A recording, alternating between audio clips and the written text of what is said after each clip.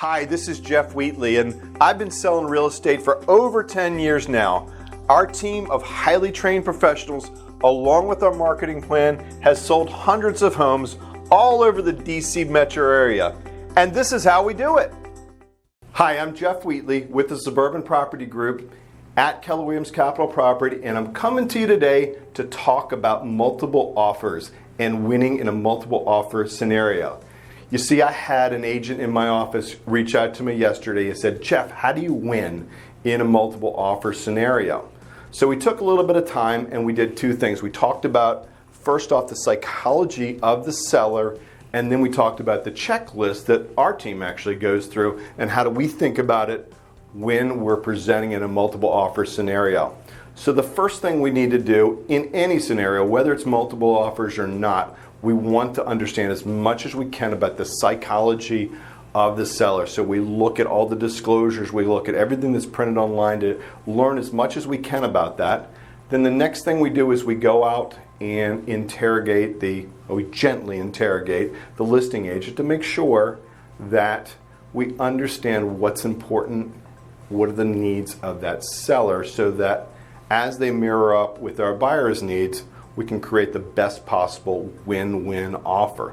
So it suggest as you're putting together your offer, make sure that there's a great conversation that happens with the listing agent and you understand exactly what the seller's looking for to see how that mirrors over as a buyer in terms of our needs here. So first thing we do, obviously, a seller's needs analysis we just talked about there. Then the second item that I suggest you do is write a very, very clean offer in 3 steps. My first suggestion is writing a letter or shooting a video that's going to pull at the heartstrings of the seller. That comes from the buyer directly, and it shows exactly why their house is so important to their family or whatever their needs are. Just puts a little bit of an emotional edge to their offer. The next thing we want to make sure you do is make sure that there is a clean summary page. You see, our team will many times get an offer with 56, 70 pages, whatever, depending on the jurisdiction, and all the terms are hidden deep in the offer as opposed to a nice clean cover sheet that makes it really quick and easy to understanding what they're trying to do. So make it easy for the listing agent. Give them a nice summary offer. And then the next thing seems very simplistic, but we also need to make sure that there is a complete offer. Very frequently, there are terms or small items that are left out of an offer that just makes it look a little bit sloppy. A survey that was done about 2 years ago showed that in excess of 70% of the offers submitted in Maryland actually were missing one term or something was incomplete on it, making it potential for avoidable offer, which is not very fun for either your seller or your buyer, depending who you're representing. So complete offer is important. The next thing on my recommendation list is that we're working with an icon team, that team that is known throughout the marketplace, that has a history, that has good relations with the other realtors and serves the community well. So what that does is it lends credibility to your offer as opposed to something that's coming from a team you've never heard of. Part of that team you want to make sure you thoroughly vet is the lender. Does the lender know the top listing agents in the marketplace? Do they already have a relationship, or is it something that they're going to call them for the first time once it goes under contract?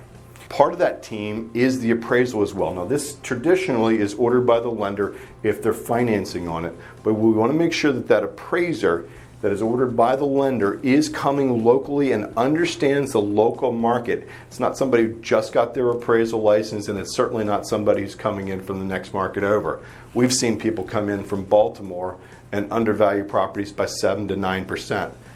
You need to make sure that it's local on your offer. And the final entity in terms of that icon team is the title agent and the title company, making sure that we have an iconic title company here that most listing agents in our marketplace recognize, give some additional credibility to it, a comfortable place to go and close. They know where everything's going to happen. The fourth component on our checklist is combining contingencies. Wherever possible, we'll take 1, 2, or 3 contingencies and narrow them down and package it into one contingency. Makes it nice and clean for the seller to understand and just a little bit easier for them to accept as well. Number 5 is getting creative with the earnest money deposit. A couple things that we can do is, one is increase the earnest money deposit, maybe even above marketplace. We had a scenario last year where we took the earnest money deposit to the full purchase price. It was a cash offer, but we took it all the way up, put it all at risk after the home inspection, and we're the ones that won that particular transaction. We can also get creative in terms of multiple EMDs. We deposit a small amount now, and within 10 days we increase that amount. So we get real creative based upon what works for both the buyers and the seller's needs on that. And then the last is we try to manipulate the closing date and the funding date to make sure that it works for everybody.